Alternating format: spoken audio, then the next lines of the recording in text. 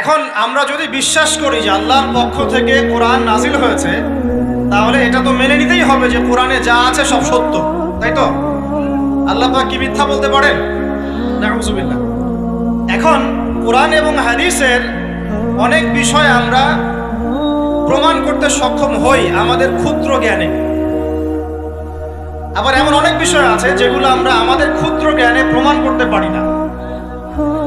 যেমন ফেরেশতার অস্তিত্ব কি আমরা প্রমাণ করতে পেরেছি?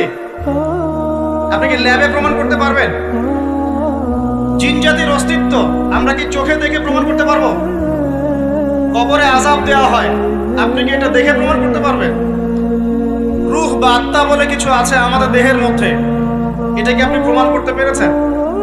অনেক সময় মুমিন ব্যক্তি স্বপ্ন দেখে এবং স্বপ্নগুলো সত্য হয়, হয় কি না? এবং হাদিসে এসেছে শেষ জামানায় মুমিন ব্যক্তির স্বপ্ন কিন্তু সত্য হবে বেশি বেশি। তো এখন এই যে এমন কিছু বিষয় যেগুলো আমরা বাহ্যিক জ্ঞান দিয়ে প্রমাণ করতে পারছি না, কিন্তু আল্লাহ রাব্বুল আলামিন বলেছেন এগুলো সত্য, আমরা চোখ বন্ধ করে বিশ্বাস করি কিনা? বিশ্বাস করেন কিনা? জান্নাত দেখেছেন? জাহান্নাম দেখেছেন? না দেখে বিশ্বাস করি কিনা? ইমানের কয়টা পিলার বলেন তো দেখে ভাই?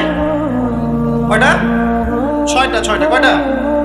আল্লাহ বিশ্বাস, ফেরেশতাগণে বিশ্বাস, নবী রাসূলগণে বিশ্বাস, আসমানি কিতাব সমূহে বিশ্বাস, পরকালের জীবনে বিশ্বাস, তাকদীর বা ভাগ্যের ভালো মন্দে বিশ্বাস। এই ছয়টার মধ্যে শুধু কোরআন এবং মুহাম্মদ সাল্লাল্লাহু আলাইহি ওয়াসাল্লামকে বাদ দিয়ে আপনি কোনোটাই দেখেন না। দেখেছেন? আল্লাহকে দেখেছেন? ফেরেশতা মণ্ডলী, আগের আসমানি কিতাবগুলো, মুহাম্মদ সাল্লাল্লাহু আলাইহি ওয়াসাল্লামকে সাহাবীরা দেখেছেন, আপনি কি দেখেছেন? আগের নবী রাসূলদেরকে দেখেছেন?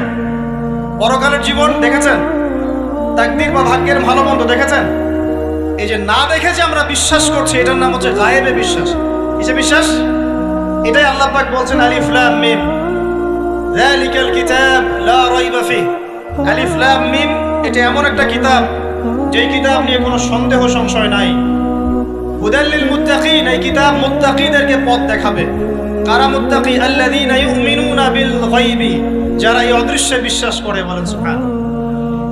আল্লাহ পাকের আদেশ পালন করার নিমিত্তে, তার ইবাদত করার নিমিত্তে আমরা আল্লাহ পাকের এই আদেশগুলোকে না দেখেই বিশ্বাস করি। এখন কিছু মানুষ বলতে পারে তাহলে এগুলোর বৈজ্ঞানিক ব্যাখ্যা কি? উত্তর হচ্ছে এই যে কোরআন এবং হাদিসের সবকিছুকে বৈজ্ঞানিক ব্যাখ্যার মানদণ্ডে উত্তীর্ণ হয়ে আসতে হবে জরুরি না এটা। কারণ বিজ্ঞানের অনুসিদ্ধান্তগুলো সময়ে সময়ে বদলে যায়। আল্লাহ রাব্বুল আলামিনের বিধান কখনো বদলাবে না, ইনশাআল্লাহ। কথা কি বুঝতে পারছেন? আর আল্লাহ রাব্বুল আলামিন আমাদেরকে অসীম জ্ঞান দিয়ে সৃষ্টি করেন নাই, ক্ষুদ্র জ্ঞান দিয়ে সৃষ্টি করেছেন। আমরা আমাদের ক্ষুদ্র জ্ঞানে এতটুকু প্রমাণ করতে পারবো না। ভালো করে বোঝেন, আমরা আমাদের ক্ষুদ্র জ্ঞানে এতটুকু প্রমাণ করতে পারবো না যে আগামীকাল আপনার সাথে কি ঘটবে। বলতে পারবেন? কেউ পারবে? তো যে মানুষ তার সাথে আগামীকাল কি ঘটবে সেটাই বলতে পারছে না, সেই মানুষ কি আল্লাহ রাব্বুল আলামিনের এই মহাবিশ্বের অসীম জ্ঞানের অতল তলে ডুব দিতে পারবে? আমি বলছিলাম ইমানের 6 পিলার কি আপনি চোখে দেখেছেন? তারপরে বিশ্বাস করি কিনা ভাই? আচ্ছা, এখন আমরা এই জায়গায় ছিলাম যে আল্লাহ পাকের জ্ঞানটা অসীম। আল্লাহ পাকের জ্ঞান কি ভাই? আমি অসীমের একটা উদাহরণ দিয়ে বোঝাচ্ছি। মনে করেন এখানে আমরা যারা উপস্থিত আছি, আমরা সবাই জান্নাতে চলে গেলাম, মনে করেন, আল্লাহ কবুল করুন। জান্নাতে যাওয়ার পরে কি সময় শেষ হয়ে যাবে? না, সময় আরো চলতে থাকবে। আচ্ছা, জান্নাতে যাওয়ার পরে 1 কোটি, 2 কোটি, 5 কোটি, 10 কোটি, 100 কোটি বছর পর এই জান্নাতীরা কি করবে, কি খাবে, কোথায় ঘুরবে, কোথায় ফিরবে, আল্লাহ রাব্বুল আলামিন এখনই সেটা জানেন। আলহামদুলিল্লাহ, আল্লাহু আকবার। আল্লাহকে চিনি একটু, আল্লাহ পাক এখনই সেটা জানেন, এই মুহূর্তে জানেন। যদি এখানে কোনো ভাই থাকেন, ফর এক্সাম্পল অমুক ভাইয়ের নাম আব্দুল্লাহ, এই ভাই মনে করেন জান্নাতে যাবেন ইনশাআল্লাহ, কথার কথা বলছি, কথার কথা। এখন তিনি জান্নাতে যাওয়ার 100 কোটি বছর পরে কোন হুরের সাথে কোথায় ঘুরে বেড়াবেন আল্লাহ পাক এখনই তা জানেন। আল্লাহ পাককে চিনতে শিখুন। আবার আমাদের মধ্যে আল্লাহ না করুক কেউ যদি জাহান্নামে যায়, সে ব্যক্তি জাহান্নামে যাওয়ার কোটি কোটি বছর পর কি আযাব ভোগ করবে আল্লাহ পাক এখনই এই মুহূর্তে সেটা জানেন এবং আগেও জানতেন। আল্লাহ পাকের কোনো শুরু নাই, আল্লাহ পাকের কোনো শেষ নাই। আল্লাহ পাকের কোনো শুরু নাই, আল্লাহ পাকের কোনো শেষ নাই। এমন নয় যে আল্লাহ পাক আমাদেরকে সৃষ্টি করে সৃষ্টিকর্তা হয়েছেন, রিজিক দাতা হয়েছেন, পালন কর্তা হয়েছেন, এমন নয়। সৃষ্টি করার আগে থেকেই আল্লাহ পাক সৃষ্টিকর্তা, পালনকর্তা, রিজিক দাতা সবকিছুই ছিলেন। বলেন আল্লাহু আকবার। আল্লাহ পাক একজন, তার কোনো শরীক নাই। আল্লাহ রাব্বুল আলামিনের জ্ঞান অসীম।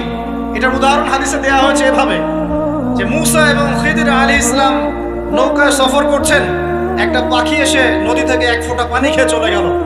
তখন খিদির আলাইহিস সালাম বলছেন, হে মুসা, এই পাখিটা নদী থেকে যতটুকু পানি পান করতে পেরেছে, এই পানিটুকু হচ্ছে পুরো পৃথিবীর সমস্ত মাখলুকের জ্ঞান। আর এই পুরো নদীতে যত পানি আছে, এই সাগরে যত পানি আছে, এগুলো হলো আল্লাহ রাব্বুল আলামিনের জ্ঞান।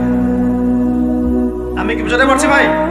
এখন সেই আল্লাহ রাব্বুল আলামিন যখন কোনো বিষয়কে সত্য বলবেন, সেটা সত্য কিনা আল্লাহ পাক এখন বলছেন, আমি জিন আর মানব জাতিকে শুধু আমার ইবাদত করার জন্য সৃষ্টি করেছি। তার মানে জিন সত্য কিনা?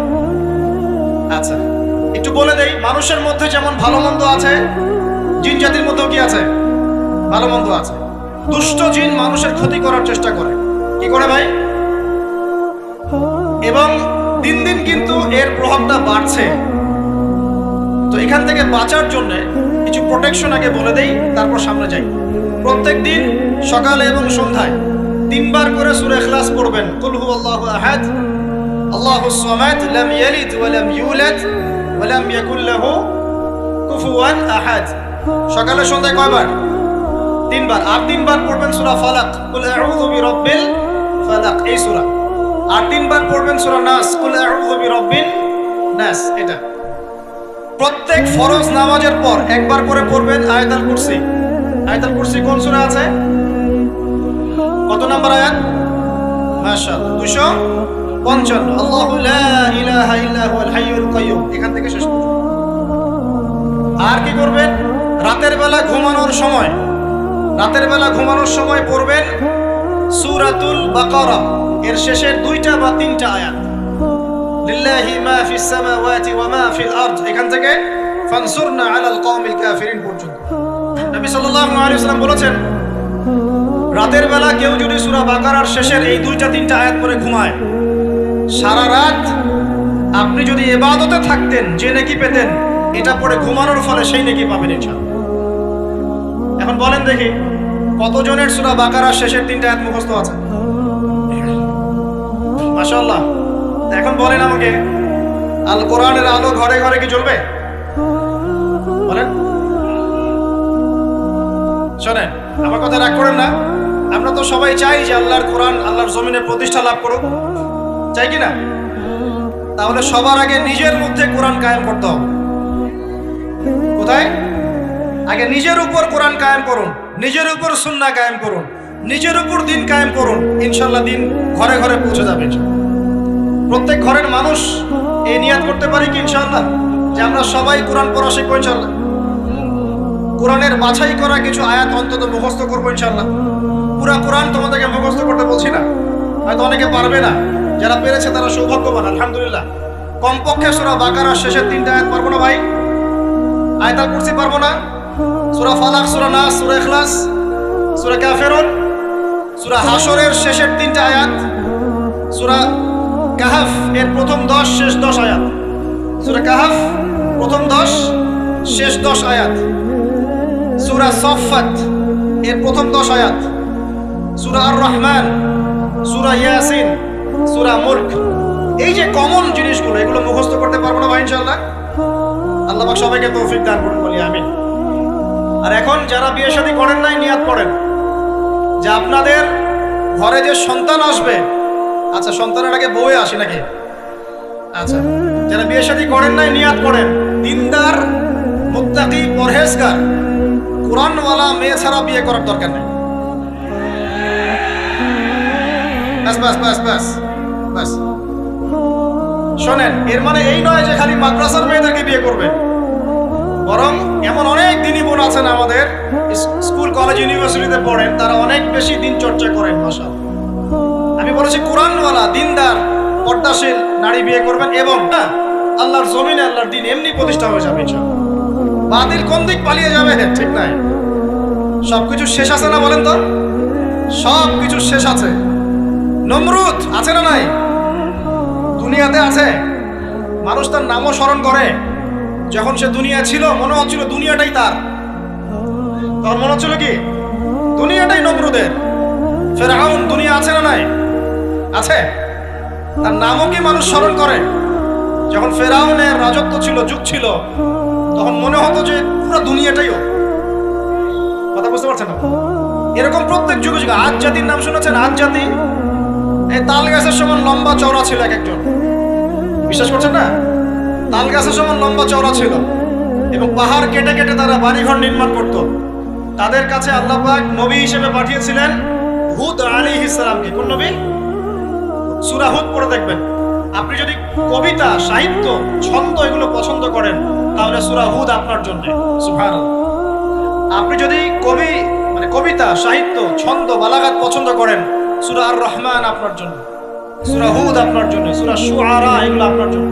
এত চমৎকার কাব্যিক বিন্যাস আছে, মানে কবিতার ছন্দে ছন্দে উপন্যাস ব্যাখ্যা করা হয়েছে। সুবহানাল্লাহ। মানুষ তো কোরআনকে মূল্যায়ন করে না। আমি লাস্ট জুমার খুতবার একটা লেকচারে বলেছিলাম সূরা ইউসুফ, এই যে এখন সারা বিশ্বে অর্থনীতি নিয়ে যে কত কথা হচ্ছে, অর্থনৈতিক সংকট, এটা সেটা বলা হচ্ছে না? সবার ঘরে ঘরে এগুলো আলোচনা হয়। মাশাআল্লাহ। আপনি বিশ্বাস করেন সূরা ইউসুফের মাত্র 4টা আয়াতের মধ্যে আল্লাহ পাক এই পুরো বিশ্বের অর্থনৈতিক সমস্যার সমাধান দিয়ে দিয়েছেন।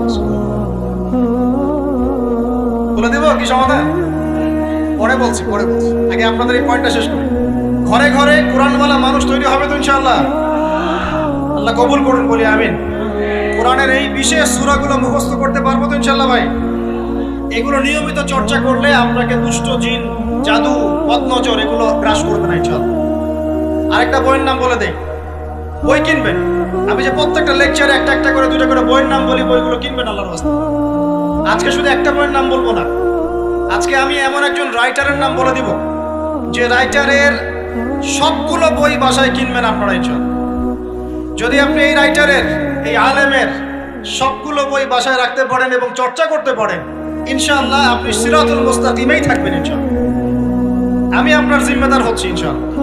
যদি আপনি পথভ্রষ্ট না হয়ে যান, এই বইগুলোতে এত চমৎকার করে গাইডলাইন দেয়া আছে, আপনি ইনশাআল্লাহ সঠিক পথেই থাকবেন। নামটা বলে দিব। সবার প্রিয় আলেম, পুরো বিশ্বের, শুধু বাংলাদেশের নয়, অন্যতম একজন প্রিয় আলেম, বিদগ্ধ আলেমে দ্বীন আল্লামা মুফতি তকি উসমানী দামাত বারাকাতুহু। নাম শুনেছেন? এই নাম শুনেছেন? আচ্ছা, তার অনেক বই আছে, প্রায় 200, 300, 400। সবগুলা বই বাসায় কিনবেন ইনশাআল্লাহ। ইবাদত নিয়ে বই আছে, মুআমালাত নিয়ে বই আছে, তাসাউফ নিয়ে বই আছে, জিকির নিয়ে বই আছে, অর্থনীতি নিয়ে বই আছে, ওয়ার্ল্ড অ্যাফেয়ার্স নিয়ে বই আছে, প্রতিটা সাবজেক্ট ধরে ধরে বই আছে। কোথায় পাবেন? এই তো অনলাইনে অনেক বুকশপ আছে না, এগুলোতে পাবেন। বাংলা বাজারে ঢাকায় পাবেন। এগুলো অনুবাদ হয়ে গেছে আলহামদুলিল্লাহ। এবং বাংলাদেশে অনেক স্টুডেন্ট আছে তার হাতে গড়া। তাদের ইলম, তাদের আমল, তাদের আখলাক দেখলে পরকালকে চেনা যায়। মাশাআল্লাহ। বই কিনতে পারবেন তো একটু ইনশাআল্লাহ? আরে ভাই, ইউনিভার্সিটির ক্যান্টিনে বসলেই তো 100 টাকা শেষ হয় আপনার। আর ক্যান্টিনে যদি বোরখাওয়ালা কাউকে নিয়ে বসেন তাহলে তো শেষ। এখন সহি প্রেম করে মানুষ। এক ভাই প্রশ্ন করেছে সেদিন, কালকেই, যে সে দিনের পথে ফিরে এসেছে কিন্তু তার গার্লফ্রেন্ডকে বলতে পারে না। তো বলছে, ভাই তাকে দাওয়াত দেওয়ার খাতিরে হলেও কি ফোনে কথা বলা যাবে? কি উত্তর দিব বলেন? আপনি পবিত্র হতে যাচ্ছেন কিনা? পবিত্র হতে যাচ্ছেন, পবিত্র পথে আসতে যাচ্ছেন, তাহলে অপবিত্র পথে আবার কেন ফিরে যাবেন? এগুলো কি হালাল না হারাম? আল্লাহ পাক বলেছেন লা তাকরাবু জিনা, জিনার ধারের কাছেও যেও না, ধারের কাছেও যেও না। দেখেন, এই একই কথা আল্লাহ পাক আদম এবং হাওয়া আলাইহিস সালামকে এইরকম শব্দে বলেছিলেন, ওয়ালা তাকরাবা হাদিহি শাজারা, তোমরা এই গাছের ফল খেও না এমন নয়, তোমরা এই গাছের কাছেও যেও না। আমার কথা কি বুঝতে পারছেন? মানে এই বাঁশ অতিক্রম করে এসো না এমন নয়, এই বাঁশের কাছেও বসবে না। বুঝতে পারছেন কথা? একইভাবে আল্লাহ বলছেন ওয়ালা তাকরাবু জিনা, তোমরা জিনা করো না এমন নয়, জিনার কাছেও। ফিজিক্যাল রিলেশন তো অনেক দূরের কথা, হারাম। আপনি ফোনেও কথা বলবেন না, আল্লাহ পাক তৌফিক দান করুন। আপনি যদি পবিত্র থাকতে পারেন ইনশাআল্লাহ তাআলা আল্লাহ পাক আপনাকে আপনার উপযুক্ত পাত্রে দিবেন ইনশাআল্লাহ। আর যদি আপনি পবিত্র থাকতে না পারেন, এমন হতে পারে হয়তো আপনি পবিত্র কাউকে পান নাই, হতে পারে কিনা? আচ্ছা প্রিয় ভাইয়েরা, বইটা কিনবেন, বইটার নাম, দোয়ার বইটার নাম হলো হিসনুল মুসলিম। কি নাম? হিসনুল মুসলিম। যদি কিনতে না পারেন, ওই যে প্লে স্টোরে ঢোকেন, প্লে স্টোরে ঢুকে দেখবেন যে একটা অ্যাপস আছে হিসনুল মুসলিম। এখানে যতগুলো দোয়া আছে সবগুলো দোয়া আগামী 1 বছরের মধ্যে মুখস্থ করবেন। রাজি আছেন কিনা? আর এখানে সকাল সন্ধ্যায় পড়ার জন্য কিছু দোয়া আছে, সকাল সন্ধ্যায় পড়ার। এই দোয়াগুলো আল্লাহর ওয়াস্তে মুখস্থ করবেন, পারবেন ইনশাআল্লাহ? আল্লাহ তৌফিক দান করুন, আমিন। আর একটা আমল বলে দিব, তারপর সামনে যাব। সেটা হলো 5 ওয়াক্ত নামাজ তো পড়েন মাশাআল্লাহ, নাকি? কারা কারা নামাজ 5 ওয়াক্ত পড়েন হাত তোলেন দেখি। আলহামদুলিল্লাহ, মাশাআল্লাহ, হাত নামান। আর যারা নামাজ পড়েন না তাদেরকে আমি একটা হাদিস শোনাবো, একটা হাদিস শুনবেন।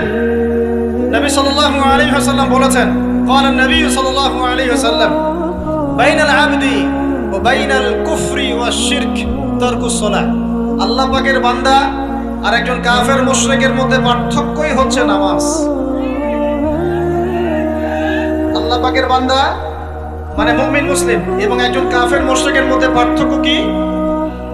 মান তারাকা সালাতান মুতাআম্মিদান ফাকাদ বারিয়াত মিন যিম্মাতিল্লাহ।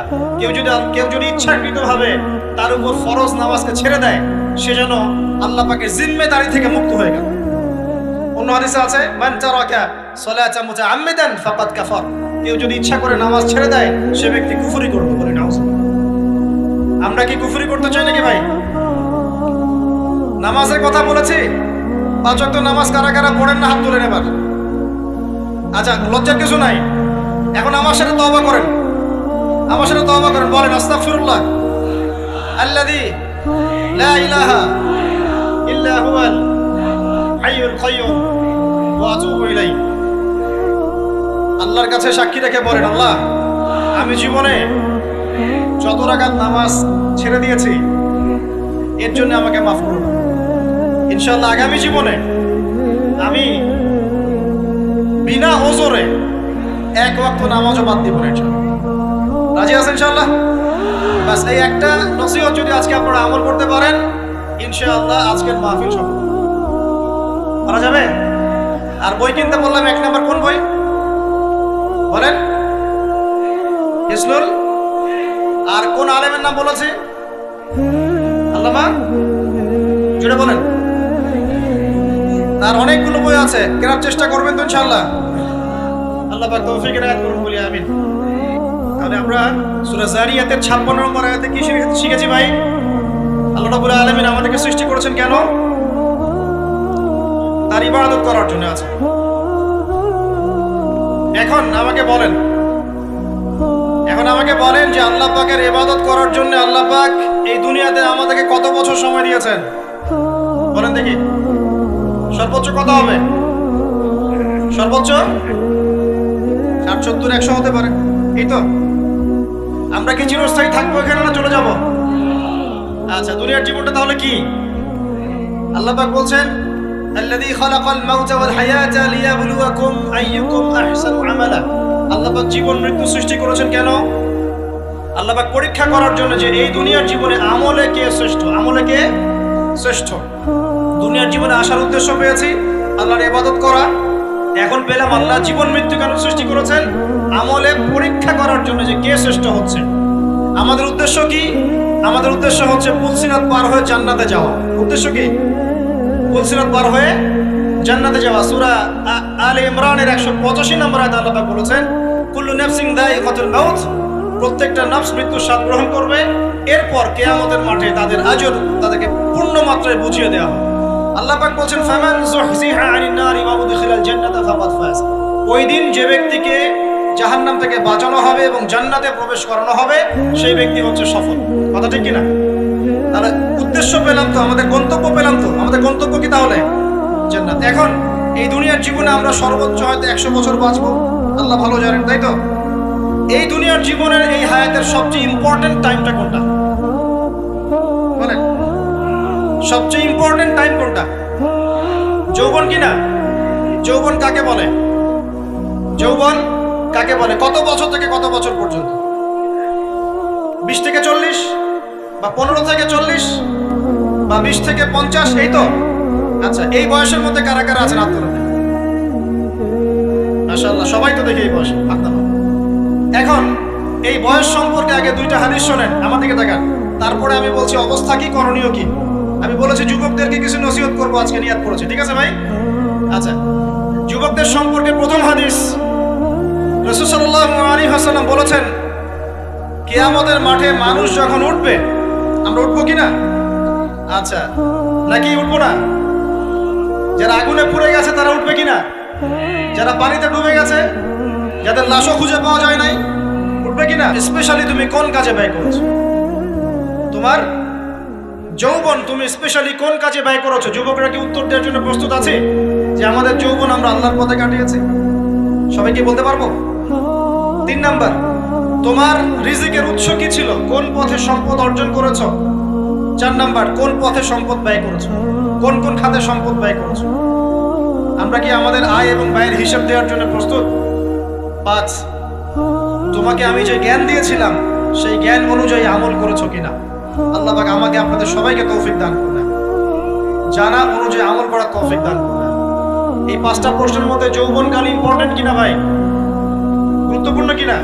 মাথায় রাখি। সামনে একটা হাদিস শুনুন, রাসূল সাল্লাল্লাহু আলাইহি ওয়াসাল্লাম বলছেন যে এই কিয়ামতের মাঠেই 7 শ্রেণীর মানুষকে আল্লাহ পাক বিশেষ মেহমানদারির ব্যবস্থা করবেন, আরশের ছায়ায় ছায়া দিবেন ইনশাআল্লাহ। কোথায় ছায়া দিবেন? ওই দিন এই ছায়া ছাড়া অন্য কোনো ছায়া থাকবে না। নবী সাল্লাল্লাহু আলাইহি ওয়াসাল্লাম বলেন, তার মধ্যে প্রথম শ্রেণী হচ্ছে ইমামুন আদিল, ন্যায়পরায়ণ শাসক। ন্যায়পরায়ণ, আচ্ছা, ন্যায়পরায়ণ শাসকের একটা এক্সাম্পল দেই।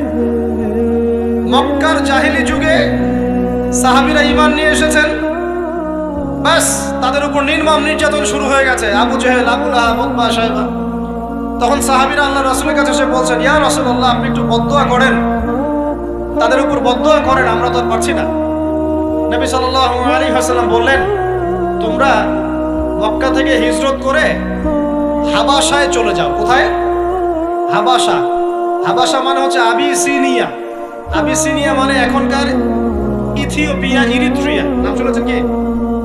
বিশেষ কোচিং তো করছেন অনেকে। আফ্রিকা মহাদেশের একটা ছোট্ট দেশ ইরিত্রিয়া, ওখানে চলে যাও। তখন বলেছিলেন তিনি হাবাসায় চলে যাও। সাহাবীরা জিজ্ঞাসা করছেন, হাবাসায় কেন? নবী সাল্লাল্লাহু আলাইহি ওয়াসাল্লাম বলেন, সেখানে একজন খ্রিস্টান ন্যায়পরায়ণ শাসক আছেন, যার রাজ্যে কেউ জুলুমের শিকার হয় না। কি বললাম বলেন তো? হাবাসায় কে আছেন?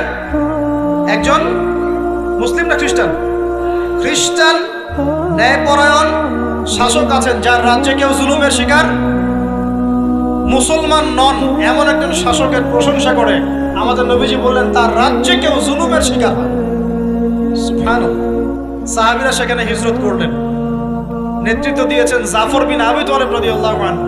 সেই সাহাবী বাদশা নাজাশী, তার নাম ছিল বাদশা নাজাশী, তার সামনে দাঁড়িয়ে সূরা মারিয়াম তেলাওয়াত করেছিলেন। ওই সূরা মারিয়ামে ইয়াহইয়া, জাকারিয়া, ঈসা, তার মা, সব এই গল্প ঘটনাগুলো আছে। এই সূরার তেলাওয়াত শুনে বাদশা নাজাশীর চোখ দিয়ে পানি পড়তে পড়তে দাড়ি ভিজে গিয়েছে। সে সেখানে ঈমান নিয়ে আসেন, মুসলমান হন, আলহামদুলিল্লাহ। আমাদের নবীজি তার জানাজার নামাজ পড়েছিলেন, আমাদের নবীজি তার গায়েবানা জানাজার নামাজও পড়েছেন। বলে সুবহানাল্লাহ। এখানে একটা পয়েন্ট খালি বলতে চাই, একজন অমুসলিম শাসক সম্পর্কে আমাদের নবীজি মন্তব্য করেছিলেন, তার রাজ্যে কেউ জুলুমের শিকার হয় না। আর আজকের দিনে সারা বিশ্বের কোনো কোনো ক্ষেত্রে মুসলিম শাসকদের ব্যাপারেও এই কথা বলা যায় না যে তার রাজ্যে কেউ জুলুমের শিকার হয়। আল্লাহ পাক বলছেন, আরশের ছায়া আমি ছায়া দিব 7 শ্রেণীর মানুষকে। কয় শ্রেণী? তার মধ্যে প্রথম শ্রেণী হচ্ছে ইমামুন আদিল, ন্যায়পরায়ণ শাসক। আল্লাহ পাক আমাদের সমস্ত শাসকদেরকে ন্যায়পরায়ণ হওয়ার তৌফিক দান। 2 নাম্বার, সেই যুবককে আমি সেখানে আশ্রয় দিব যেই যুবক তার যৌবনকালটা আল্লাহর পথে কাটিয়ে দিয়েছে। এবার কি হাদিসটা আপনি পেয়েছেন?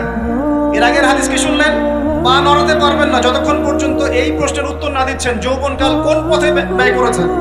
এখন যদি আল্লাহর পথে ব্যয় করেন তাহলে আরশের ছায়া ছায়া পাচ্ছেন, আলহামদুলিল্লাহ। বাকিগুলো কারা কারা একটু বলে দেই। 3 নাম্বার হচ্ছে সেই ব্যক্তি যে একজন আরেকজনকে মহব্বত করে, এক ব্যক্তি আরেক ব্যক্তিকে মহব্বত করে শুধুমাত্র আল্লাহর সন্তুষ্টির জন্য। কথা কি বুঝতে পারছেন? এই মহব্বত আবার এই ছেলে মেয়ের ফ্রি মিক্সিং না, কথা বুঝতে পারেনি। দিনের খাতিরে মহব্বত, আল্লাহর জন্য মহব্বত, আল্লাহর জন্য।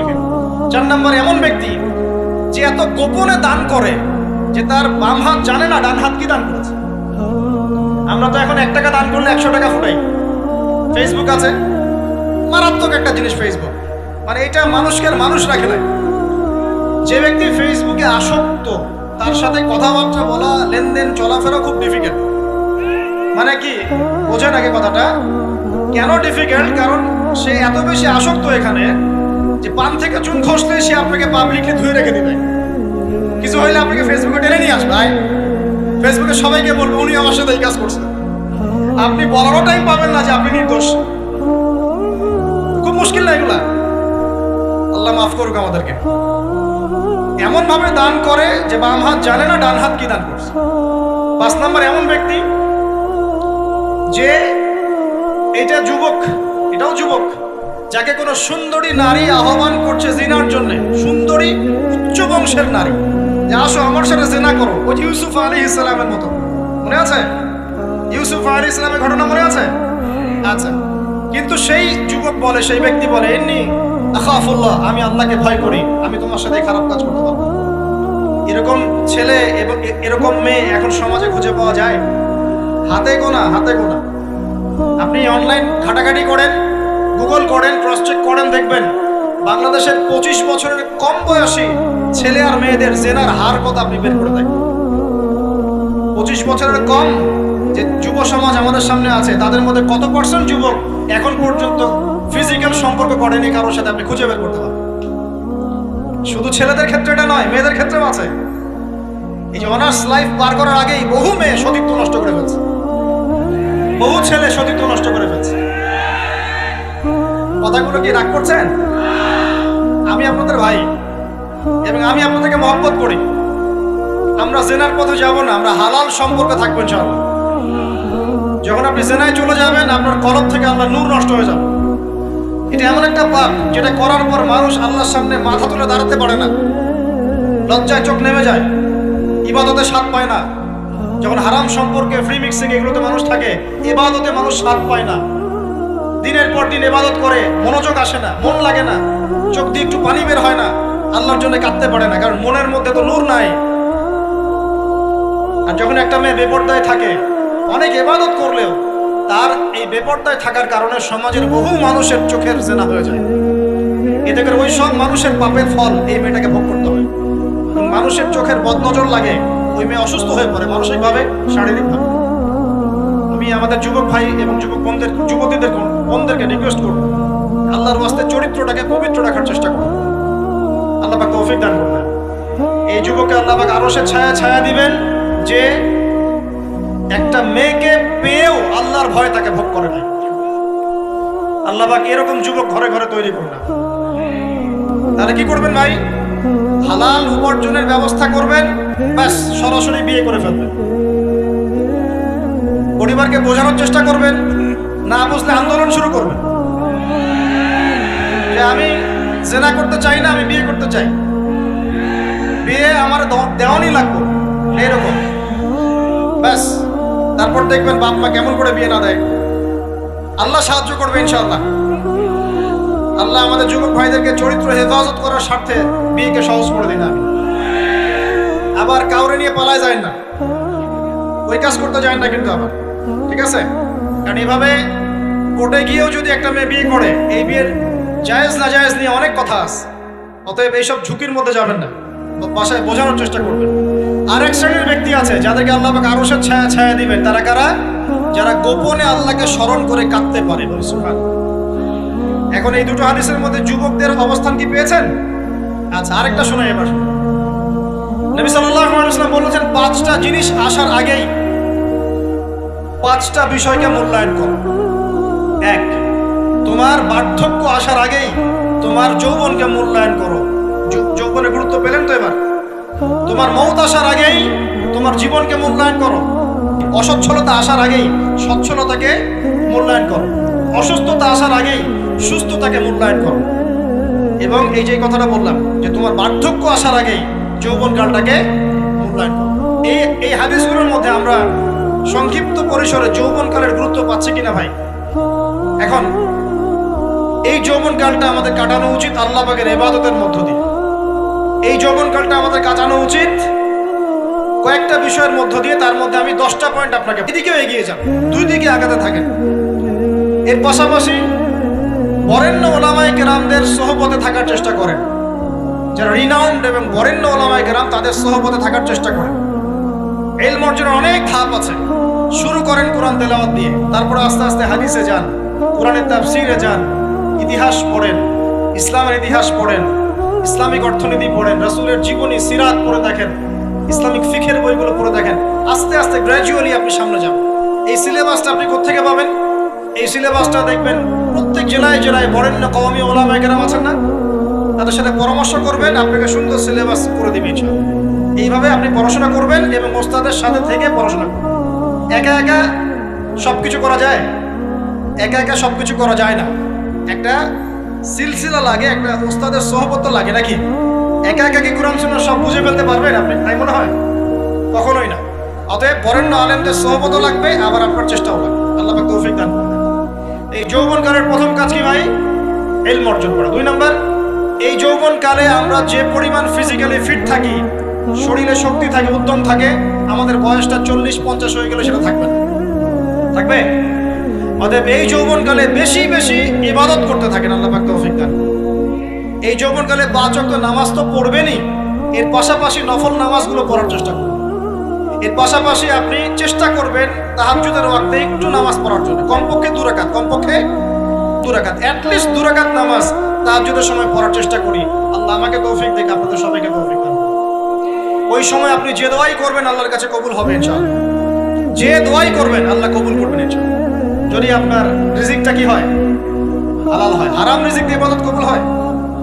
হারাম রিজিকের দোয়া কবুল হয়? কবুল হয় না। 3 নাম্বার, এই যৌবনকালে আমরা রাসূলের সুন্নতের উপর বেশি আমল করব ইনশাআল্লাহ। করা যাবে ইনশাআল্লাহ? তাহলে নিয়াত করতে পারি যে ইনশাআল্লাহ চেহারাগুলো পরিবর্তন হবে। চেহারা পরিবর্তন মানে কি? হ্যাঁ, রাখা যাবে না? এখনো গজায় নাই। প্রত্যেক সপ্তাহে আপনাকে নবীর সুন্নতের উপর এরকম করে কুরবানি এবং জবাই করতে কে বলেছে? নবী সাল্লাল্লাহু আলাইহি ওয়াসাল্লামের সুন্নতকে জবাই করাটা কি ভালো কাজ? হ্যাঁ বলেন তো। আমরা তো এমন অনেক নাপিত ভাইদেরকে চিনি যারা এই ধরনের বক্তব্যগুলো শুনে আলহামদুলিল্লাহ জীবন পরিবর্তন করেছেন। তার দোকানে লিখে দিয়েছেন এখানে চুল কাটা হয়, দাড়ি শেভ করা হয় না। খুশি হন না? মুসলিমদের কথা বলছি, অমুসলিমদেরকে নিয়ে আমাদের চিন্তা নাই তো? চিন্তা আছে? একটা কথা মনে রাখবেন, একটু কথাটা মনের কান দিয়ে শোনেন। দাড়ি হচ্ছে একমাত্র ভিজিবল সুন্নত। দাড়ি হচ্ছে একমাত্র ভিজিবল সুন্নত। ভিজিবল মানে কি? যা দেখা যায়। দাড়ি একমাত্র ভিজিবল সুন্নত, দৃশ্যমান সুন্নত, যেটা নিয়ে আপনি আমি কবরে যাবো ইনশাআল্লাহ। আর কোন সাইন দেখে বোঝার বুদ্ধি নাই এই ব্যক্তি কত বড় মুসলিম, কত বড় সুন্নতের পাবন ছিল। খালি কপালের সেজদার দাগ আর চেহারার দাড়ি বাকি থাকবে। কথা বুঝতে পারছেন ভাই? নিয়াত করা যায় একটু দাড়ি ছেড়ে দিব, নাকি দাড়ি রাখলে চাকরি পাবেন না? দাড়ি রাখলে মেয়ে দিবে না নাকি? তো যে মেয়ে দাড়ি রাখলে বিয়ে করতে চায় না তাকে বিয়ে করারও দরকার নাই। আর দাড়ি রাখলে যে চাকরি আপনাকে ছাড়তে হয় ওই চাকরিও করার দরকার। চাকরির মধ্যে সব রিজিক আপনার মনে হয়? রিজিকের সবচেয়ে বড় অংশ আছে কিসের মধ্যে? বিজনেসের মধ্যে। যারা বিজনেস করে তাদের আন্ডারেই লক্ষ লক্ষ মানুষ চাকরি করে। বাংলাদেশে যে ইকোনমিক সিস্টেম, এই ইকোনমিক সিস্টেমের মূলে কারা জানেন? ব্যবসায়ীরা। কারা? বড় বড় ব্যবসায়ীরা। এমন অনেক ব্যবসায়ী আছেন যাদের একজনের যাকাতের টাকা দিয়ে একটা গ্রামের মানুষকে খাওয়ানো যায়। বিশ্বাস করছেন? ইকোনমিক তো আমার সাবজেক্ট, আমরা পড়েছি এগুলো, পড়াশোনা করেন দেখেন। বিজনেস, এরপরে আছে ক্রিয়েটিভ কোনো প্রজেক্ট, এমন কোনো প্রজেক্ট যেটা এখন পর্যন্ত কেউ লঞ্চ করে নাই। এখন অনলাইনে অনেকে আয় করেন না, আজকে থেকে 20 বছর আগে মানুষ এটা করেছিল। এখন অনেক মানুষ বাহির থেকে পড়াশোনা করে দেশে এসে এই যে ডেইরি প্রজেক্ট করছে, পোল্ট্রি করছে, নতুন নতুন অনেক প্রজেক্ট করছে না? কৃষিভিত্তিক অনেক কাজ করছে। তারা কি সচ্ছল না? আমি একজন ভাইয়ের কথা জানি যিনি আলহামদুলিল্লাহ আল্লাহর এই অধম বান্দার ওয়াজ শুনে সুদের চাকরি ছেড়ে দিয়েছিলেন। চাকরি ছেড়ে দিয়ে তিনি চায়ের বিজনেস শুরু করেন, চায়ের বিজনেস। ইদানিং জানলাম তিনি এখন মানুষকে টাকা ধার দেন। মাশাআল্লাহ, তিনি এখন মানুষকে টাকা ধার দেন চায়ের ব্যবসা করেই। আর আমাকে তো এখনো মানুষের কাছে হাত পাততে হচ্ছে। কথা বুঝতে পারেন নাই? আল্লাহ পাক তাকে সুদ ছেড়ে দেওয়ার জন্য সচ্ছল করে দিয়েছেন। এই ওসিলা দিয়েই তিনি সচ্ছল হয়েছেন। আলহামদুলিল্লাহ। রিজিক কার হাতে? এটা বিশ্বাস করেন, রিজিক আল্লাহর হাতেই। আল্লাহ পাক চাইলে আপনাকে বেহিসাব রিজিক দিবেন ইনশাআল্লাহ। অতএব সুন্নতকে বিসর্জন দিয়ে নয়, সুন্নতে থাকেন, আল্লাহ পথ খুলে দিবেন ইনশাআল্লাহ। আল্লাহ পাক তৌফিক দান করুন। যুবক ভাইদেরকে বলছিলাম, তাহলে প্রথম কাজ আমাদের ইলম অর্জন করা, তারপরে কি ভাই? নামাজের পাবন্দ হওয়া, আর নামাজ ফরজের পাশাপাশি নফলগুলোও চর্চা করা। 3 নম্বর বলেছি রাসূলের সুন্নতের উপর একদম ইস্তেকামা, দৃঢ়ভাবে আমল করা। আর সুন্নত শিখতে হলেই তো 3 দিনের জন্য বেরিয়ে যান, 7 দিনের জন্য, 40 দিনের জন্য বেরিয়ে যান। সুন্নত শিখিয়ে আপনাকে বাসায় পাঠাই দেবে ইনশাআল্লাহ। পড়াবে না? অনেক মানুষ মনে করে যে তাদের ওখানে গেলে আমার আকীদা নষ্ট হয়ে যাবে, হ্যাঁ, তাই না? তারা বিভ্রান্ত, হ্যাঁ, নাউজুবিল্লাহ। স্বপ্নে পাওয়া ধর্ম, অনেকে টিটকারি মারে, স্বপ্নে পাওয়া ধর্ম। এইসব ব্যাঙ্গের ছাতার মতো আদর্শের দিকে মুখ ফিরাবেন না। মাকবুল জামা, যেগুলো মাকবুল জামা, ক্লাসিক্যাল ইসলামের মধ্যে থাকেন, আপনি বিভ্রান্ত হবেন না। তারা আপনাকে কখনো খারাপ কাজে আদেশ করেছে? কত চোর ডাকাত মদখোর মানুষ সেখানে গিয়ে 5 ওয়াক্ত নামাজি হয়ে গেছে, সুদের ব্যবসা ছেড়ে দিয়েছে, মাদক ছেড়ে দিয়েছে, আল্লাহর ওলি হয়ে গেছে, আলহামদুলিল্লাহ। তো আপনাকে তারা সুন্নত শিখিয়ে বাসায় পাঠিয়ে দিবে। এছাড়া আপনি অন্যভাবে শিখতে চলে শিখবেন, সমস্যা কি? যদি মাদ্রাসায় পড়ার তৌফিক থাকে তাহলে পড়বেন। সবাই কি মাদ্রাসায় পড়ার তৌফিক পাবে? পাবে না। নিঃসন্দেহে কিছু মানুষ তৌফিক পাবে, কিছু মানুষ হয়তো পাবে না। যারা পাবে না তারা দিন শিখবে কিভাবে? এভাবেই তো শিখবে। সুন্নতের উপর আমল করতে হবে, এটা সবচেয়ে বড় কথা। আল্লাহ পাক আমাদের সবাইকে সুন্নাহর উপর আমল করার তৌফিক দান। 4 নম্বর ভাই, যৌবনকালে আমরা আমাদের সময়গুলোকে মূল্যায়ন করবো ইনশাআল্লাহ। কথা বুঝতে পারছি ভাই? সময় মূল্যায়ন কেমন? আপনার দিন রাতের একটা রুটিন থাকবে, এলোমেলো লাইফ লিড করবেন না। এই যে আমরা, আল্লাহ মাফ করুক, আমরা এখন 3টায় 2টায় 4টায় ঘুমাই, 12টা 1টা 2টায় উঠি, নাউজুবিল্লাহ। এতে করে কি আমাদের রুটিন লাইফটা ঠিক আছে? আমাদের খাওয়ার ঠিক নাই, আমাদের ঘুমের ঠিক নাই, আমাদের মানে খাবারের যে অভ্যাস, খাদ্যাভ্যাসও ঠিক নাই। আমরা একটু খেলাধুলা আগে করতাম, সেটাও এখন করি না। সারাদিন ফোন নিয়ে বসে থাকি, আর এই যে ইউটিউব ফেসবুকে বসে থাকি। গোল হয়ে বসে লুডো খেলে। গোল হয়ে কি করে? লুডো খেলে, অনলাইনে গেমস খেলে, অনলাইনে পাবজি খেলে, ফ্রি ফায়ার খেলে। আগে তো তাও ছেলে পেলে একটু ফুটবল খেলতো, ক্রিকেট খেলতো, আমরাও তো খেলেছি। ওই সময় তাও আলহামদুলিল্লাহ আমাদের ফিজিক্যাল ফিটনেস অনেক ভালো ছিল।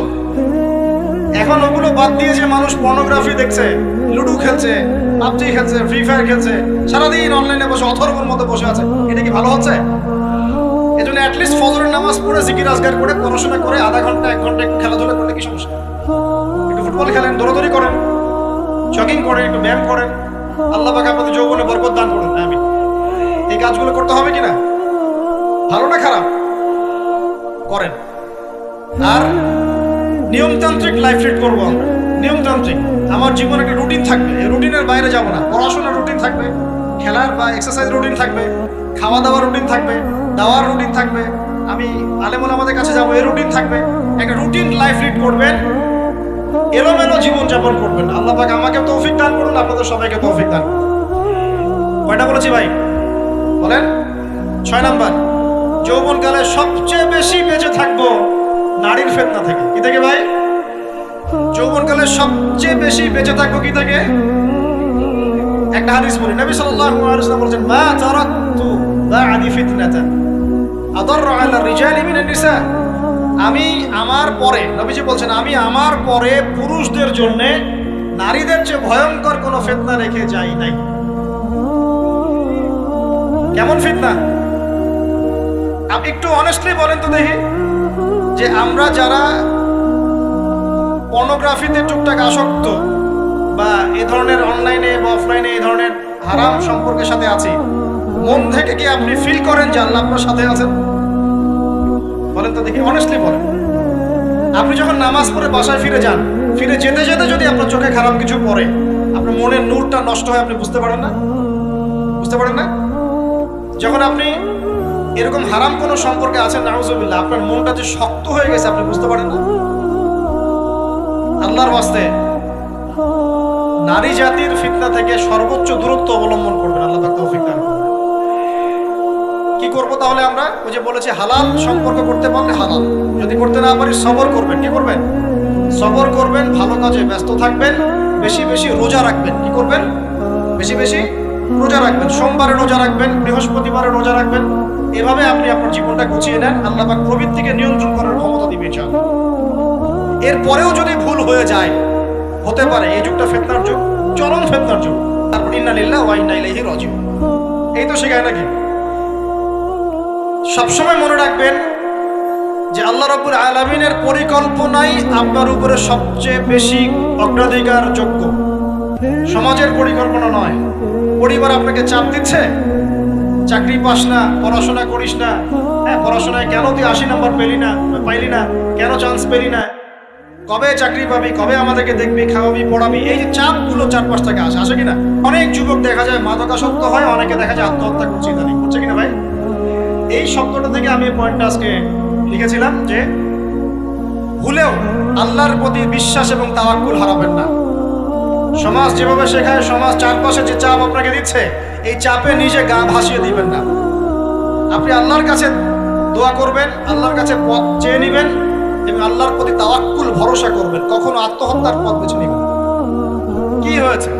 80 নাম্বার পান নাই তো কি হয়েছে? আপনি চেষ্টা করেছেন কিন্তু চান্স পান নাই তো কি হয়েছে? চেষ্টা তো করেছেন আপনি চেষ্টা করেছেন ইউনিভার্সিটিতে চান্সের জন্য, আপনি চান্স পাই নাই, চেষ্টা করেছেন আপনি, বাস চেষ্টা করেছেন, পাই নাই, তাকদীরে ছিল পাই নাই, বাস আমি আমার চেষ্টা করেছি। কখনোই আত্মহত্যার পথ বেছে নেবেন না। আর আমরা পিতা মাতাদেরকে রিকোয়েস্ট করব, কোনো অবস্থাতেই সন্তানকে এত বেশি চাপ দিবেন না যে সন্তানটার এই কোমরটাই ভেঙে চলবে। এই সমস্যাগুলো দিন দিন বাড়ছে সমাজের মধ্যে। কেন এত চাপ দিচ্ছেন? তার প্রতিভা কোথায় খুঁজে বের করুন। তাকে জোর করে কেন টেনে লম্বা করার চেষ্টা করছেন? আমাদের সমাজে বাচ্চা হয়ে গেলেই তার পিঠে একটা সিল মেরে দেয়, হয় ডাক্তার না হলে ইঞ্জিনিয়ার। কেন? এর বাইরে কোনো প্রফেশন নাই। আমার সন্তানকে হয় ঢাকা বিশ্ববিদ্যালয়ে চান্স পেতে হবে, না হলে বুয়েটে, না হলে এখানে। এর বাইরে আর কোথাও পড়ারই জায়গা নাই।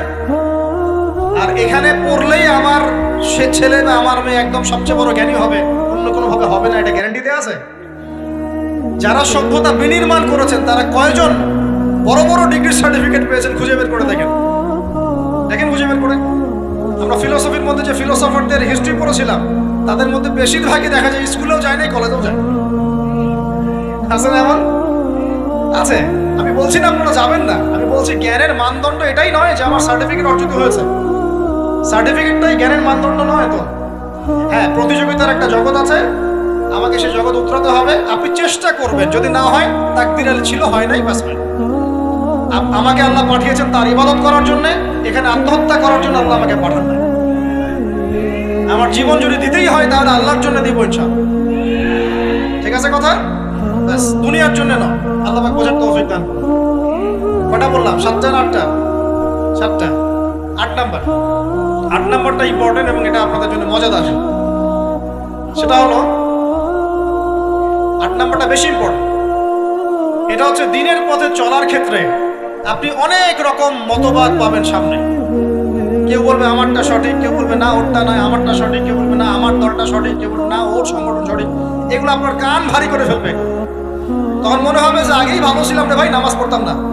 এখন নামাজ পড়া শুরু করে দেখলাম যে আরে হাতটা বাঁধবো কোথায়, এটাই তো ফিক্স করতে পারতেছি। কারণ আমার কিছু তো অভিজ্ঞতা আছে ভাই, নাকি ভাই?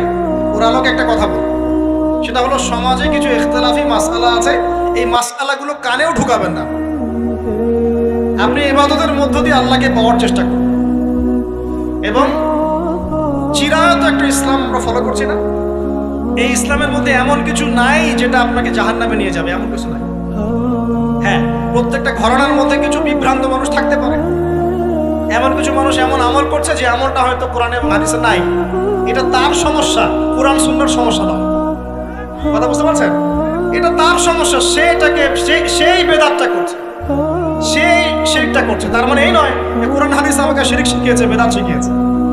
কোরআন এবং হাদিসে যেটা আছে এটা সুন্দর, এবং এটা চিরায়ত একটা ক্লাসিক্যাল ইসলাম আমাদের কন্টিনেন্টে আছে, বাংলাদেশেও আছে।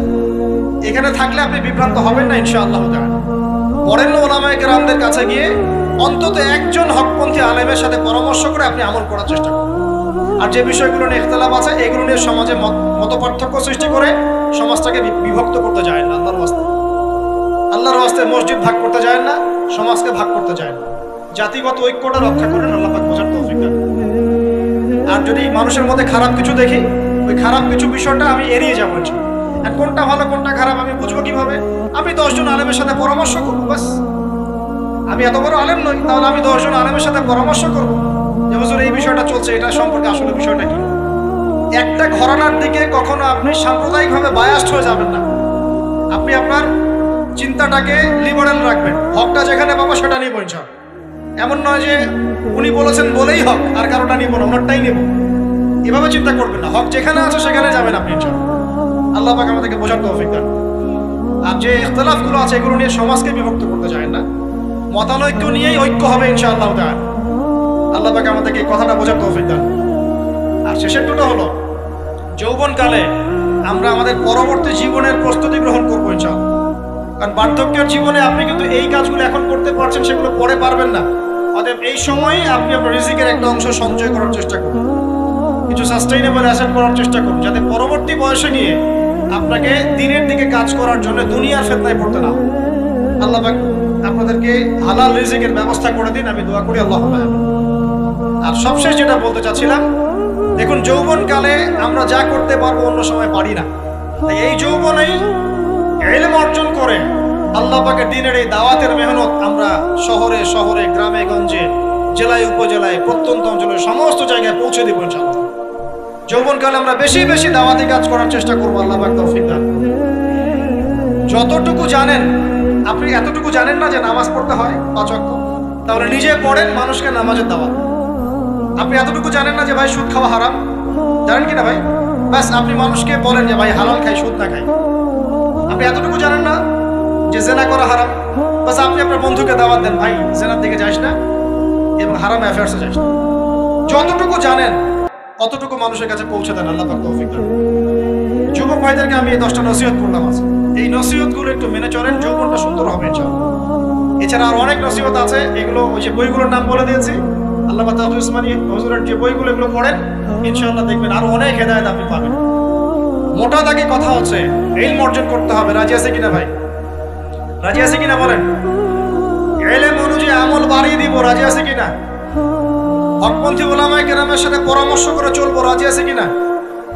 আমরা যৌবনকালে হালাল রিজিক অন্বেষণের চেষ্টা করবো, রাজি আছে কিনা?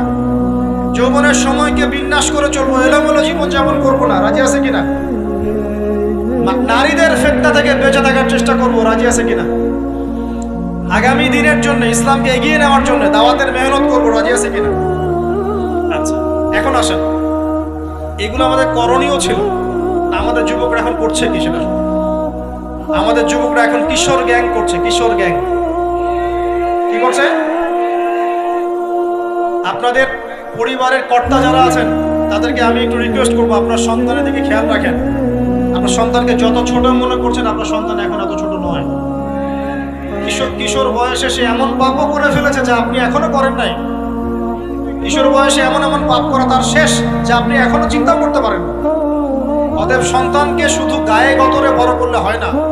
আমরা যে সন্তানকে মানুষ করার জন্য নিজের ঘাম ছেড়ে দিচ্ছি, মানুষ করার অর্থ হচ্ছে ওর আত্মাটাকে গড়ে তোলা, দেহটাকে গড়ে তোলা নয়, আর আত্মাটাকে গড়ে তোলো। সন্তান থেকে খেয়াল রাখেন। ঢাকা শহরে কিশোর গ্যাংয়ের দৌরত্ব টেকা যাচ্ছে না। রাস্তাঘাটে ছিনতাই করছে, মাদক সেবন করছে, মানুষের সম্পদ মোবাইল ধুপ করে কেড়ে নিয়ে দৌড় দিচ্ছে, এক গ্যাং আরেক গ্যাংয়ের সাথে মারামারি করছে। এগুলো শিখছে কোত্থেকে? এগুলো শিখছে আপনার ওই যে অপসংস্কৃতি দেখে দেখে। পশ্চিম থেকে, আমাদের পার্শ্ববর্তী থেকে অনেক অপসংস্কৃতি ঢুকছে ভিতরে, ওটা দেখে দেখে দেখে দেখে শিখছে কি করতে হয় না।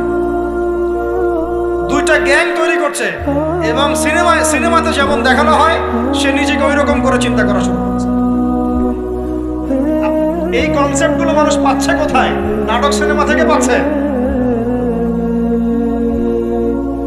একটা দল ক্রিয়েট করেছে, সে সেই দলের নেতা হয়েছে, আরেক দল তাকে মারতে আসছে, সে আবার তাকে মারতে যাচ্ছে। এই যে জিনিসগুলো, এগুলো নাটক সিনেমায় দেখানো হচ্ছে না এখন। যুবকরা শিখছে কোত্থেকে এগুলো?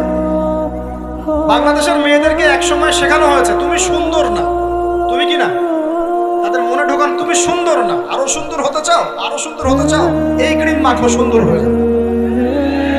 এই একটা কনসেপ্ট ঢুকিয়ে দিয়েছে মাথায়, তুমি সুন্দর না, তোমাকে আরো সুন্দর হতে হবে।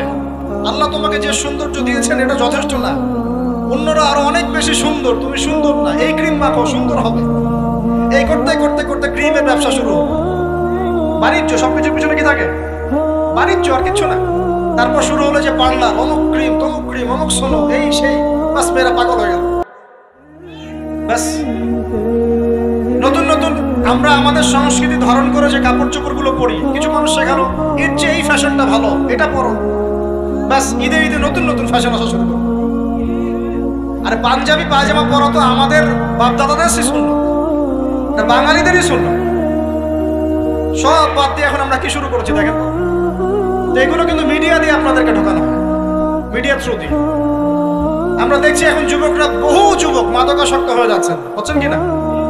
কিসের এত হতাশা ভাই? কি হয়েছে? আপনার গার্লফ্রেন্ড আপনাকে ছেড়ে চলে গেছে? গেছে না হয়তো, কি হয়েছে? কি হয়েছে? গার্লফ্রেন্ড ছেড়ে চলে গেছে তো কি হয়েছে? আল্লাহ পাকের জমিনে কি মেয়ের অভাব নাকি? 40 জন নারীর দায়িত্ব একটা ছেলেকে নিতে হবে শেষ জামানায়, মানে মাখতে, দিনের প্রচার করতে, দিনের জ্ঞান অর্জন করতে। এই তো, তা আমি একজন মেয়ের জন্য জীবন নষ্ট করে দিব কেন? আমি তাহলে আল্লাহর কাছে কি মুখ দেখাবো আর নবীর কাছে কি মুখ দেখাবো? ওখানে গিয়ে বলবো আল্লাহ আমি আমার অমুক প্রেমিকার জন্য আশেক হয়ে একদম জীবন দিয়ে দিয়েছি, আত্মহত্যা করেছি? গেছে ভাই, যাইতে দেন। যে ব্যক্তি আপনার অবস্থানকে মূল্যায়ন করে নাই সে আপনার যোগ্য ছিল না। এখন আপনি কি করবেন? নিজের অবস্থান উন্নত করেন, আপনার পিছনে লাইন ধরে ঘুরবে। এটাই বাস্তবতা। দুনিয়া খুব খারাপ জিনিস। মানুষ মানুষের অবস্থানকে মূল্যায়ন করে, মানুষ মানুষের অবস্থানকে মূল্যায়ন করে, কিন্তু আল্লাহ রাব্বুল আলামিন আপনাকে সর্বাবস্থায় ভালোবাসেন। এই যে আমরা এখন অনেক পাপ করছি না, আল্লাহ কি আমাদেরকে আযাব দিয়ে ধ্বংস করে দিয়েছেন? আল্লাহ পাক এখনো আমাদেরকে ভালোবাসেন, গ্রহণ করেন, অপেক্ষায়। আল্লাহ পাক অপেক্ষা করছেন কখন তওবা করবে, আমি তওবা কবুল করব। এই কখন আমার বান্দা খালি একবার বলে আস্তাগফিরুল্লাহ, আল্লাহ পাক সাথে সাথে মাফ করে দিবেন। সেই আল্লাহকে ভুলে আপনি কার পিছনে ছুটছেন? আমরা কিন্তু নিয়াত করতে পারি ভাই যে আমরা যারা ওয়াজ শুনলাম জীবনে কোনোদিন সিগারেটে হাত দিব না। রাজি আছি ভাই? অন্য বড় বড় জিনিস তো বহু দূরের কথা। আচ্ছা, অনেকে রাজি হয় নাই কেন? আপনারা কি অলরেডি আসক্ত? আমি অনেক ভাইকে দেখেছি মাশাআল্লাহ ইফতার খুলেই একদম মেনশন টানা শুরু। হ্যাঁ, এটা যে হারাম আপনাদের কেউ ওয়াজ করে শোনায় নাই? এটাকে কি মনে করেন আপনারা, হারাম না হালাল? কেউ বলেছে মাকরুহ, নাকি মাকরুহ ফতোয়া দিয়েছে?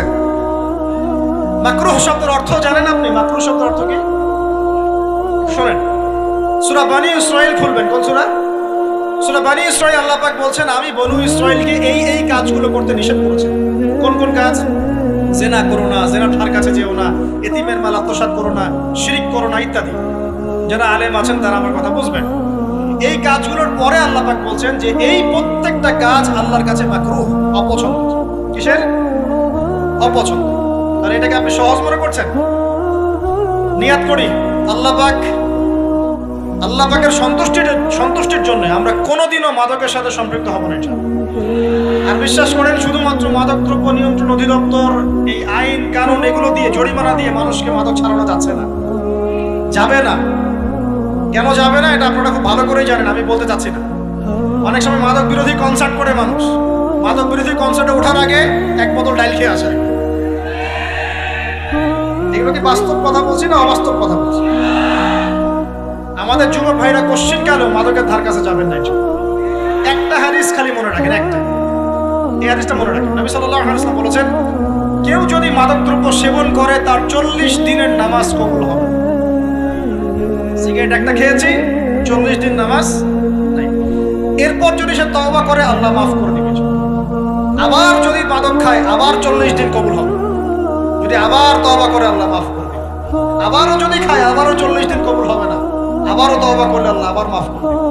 চতুর্থবার সে যদি মাদক খায়, আল্লাহ রাসূল সাল্লাল্লাহু আলাইহি ওয়াসাল্লাম বলেন আল্লাহ পাক কিয়ামতের মাঠে তাকে তিনাতুল খাবাল পান করাবেন। কি পান করাবেন? তিনাতুল খাবাল। সাহাবীরা বললেন, ইয়া রাসূলুল্লাহ, এটা কি তিনাতুল খাবাল কি? নবী সাল্লাল্লাহু আলাইহি ওয়াসাল্লাম বলছেন, এটা হচ্ছে জাহান্নামীদেরকে আযাব দেওয়ার পর তাদের রক্ত মাংসের যে পুঁজ বের হবে, এই যে ড্রিঙ্কস, জাহান্নামের হার্ড ড্রিঙ্কস, এই ড্রিঙ্কসের নাম হলো তিনাতুল খাবাল। আল্লাহ পাক আমাদের সবাইকে মাদক থেকে বাঁচিয়ে রাখুন। হতাশা মাদক দিয়ে দূর হয় না। হতাশা দূর হবে, বলে দিব, তিনটা জিনিস, মাত্র তিনটা। কয়টা ভাই? এক, 5 ওয়াক্ত নামাজ। এক কি? নামাজে আপনি ওযু করে সিজদা দেন, ইনশাআল্লাহ আপনার মনে প্রশান্তি না আসলে আমাকে এসে বলেন যে আসলে চোখের পানি, মনের আবেগ যা আছে আপনার ভিতরে, কষ্ট, দুঃখ, যন্ত্রণা, সব আল্লাহকে ঢেলে দিবেন ইনশাআল্লাহ। নিজের আবেগ ধরে রাখবেন এখানে, আপনি আল্লাহর জন্য ঢেলে দিবেন। মানুষকে আবেগ দেখা কি লাভ? মানুষ আপনার চোখের পানির মর্ম বুঝবে? মানুষ কি মানুষের চোখের পানির মর্ম বোঝে? আপনার পিতা যদি মারা যায়, আমার কাছে এসে দোয়া চান, কান্নাকাটি করে, আমি দোয়া করতে পারবো, কিন্তু আমি কিন্তু আপনার ফিলিংসটা বুঝতে পারবো। আপনার অনুভূতি কে বুঝতে পারবেন? আল্লাহ পাক আপনার ঘাড়ের রগের চেয়েও কাছে আছে। সুবহান সুবহান, আল্লাহ পাক ঘাড়ের রগের চেয়ে কাছে আছে। গতকালকে বাংলাদেশের একজন বরেণ্য আলেমের সাথে একটা কনফারেন্সে ছিলাম। উনি বলছিলেন যে এক ব্যক্তি, এটা শোনেন, এক ব্যক্তি খুব তার শখ যে তিনি সাহাবীদের মতো নামাজ পড়া শিখবেন। কথা বুঝতে পারছেন? সাহাবীদের মতো নামাজ শিখবেন।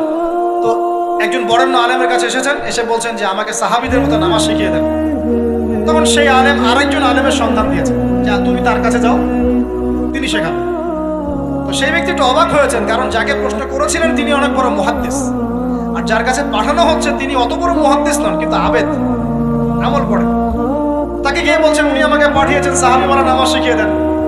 তখন তিনি বলছেন ঠিক আছে, সুন্দর করে ওযু করে আসো, সুন্দর করে ওযু করে আসো। ওযু করার সময় খালি খেয়াল রাখবা যে আমি ওযু করছি শুধু আল্লাহর সন্তুষ্টির জন্য। কি খেয়াল রাখবেন?